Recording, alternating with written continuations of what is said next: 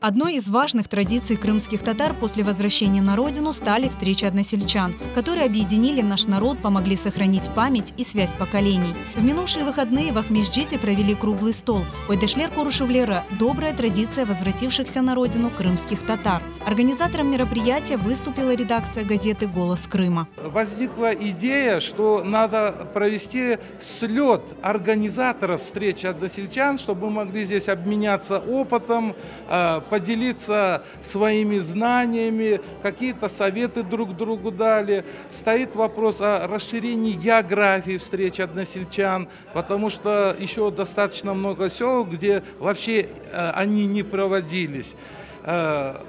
И вторая задача, чтобы это были не просто праздники, а чтобы наука уже тоже использовала в свою пользу вот эти встречи. То есть приезжали ученые, приезжали студенты. Мы понимаем, что старшее поколение потихонечку уходит, и должна сохраняться эта преемственность поколений, и молодежь должна брать в свои руки это большое, великое дело на самом деле.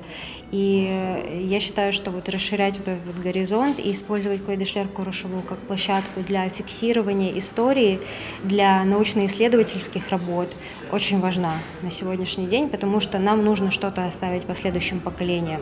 Собравшиеся за круглым столом организаторы встреч, ученые и молодые исследователи подчеркнули уникальность данной традиции, укоренившейся в народе и давшей возможность возродить идентичность. В Крыму на момент депортации остались преимущественно крымские татары из Горно-Лесного и Южнобережного Крыма, поэтому встречи именно этих односельчан происходят чаще. Но мне при помощи моих земляков где-то 15 лет назад удалось провести встречу выходцев из Ичкинского района. Благодаря тому, что у нас сейчас есть цифровые технологии, все это хорошо можно зафиксировать по сравнению с тем, что было, допустим, 50 лет назад, да, или даже 30 лет назад. Это фундамент для написания нашей истории. Уже более 30 лет один раз в год выходцы из крымских сел, их дети и внуки спешат к родным местам, чтобы соприкоснуться с историей и прошлым своего села, успеть услышать рассказы тех, кто жил здесь до депортации. Встречи односельчан стали платформой, благодаря которой появилась возможность изучения многих актуальных тем – культуры, истории, топонимики, генеалогии, этнографии.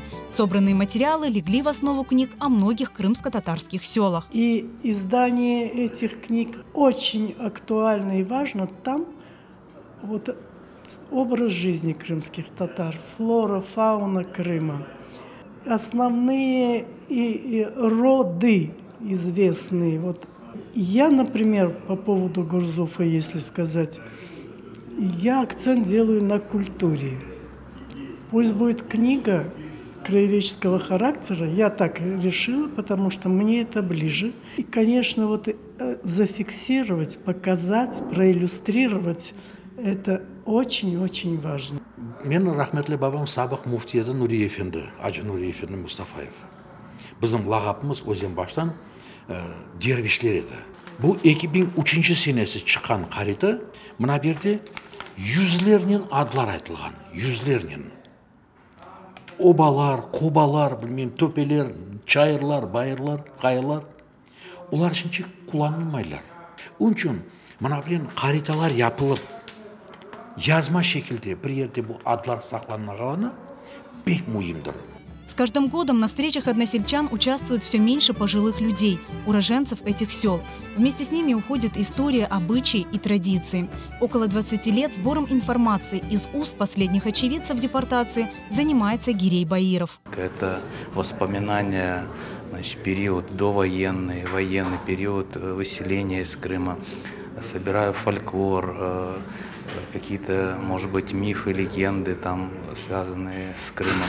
Сбор как раз того, что знало наше старшее поколение, как раз и сохранит в нас, во следующих поколениях, именно ту, так скажем, идентичность, которая была до 1944 года. Одна из целей организаторов – привлечь к организации встреч односельчан молодое поколение. В этом году по инициативе молодежи, которой не безразлично прошлое своего народа, впервые прошли встречи выходцев из сел Карл, Саватка, Гаспра, Кариис и Мисхор.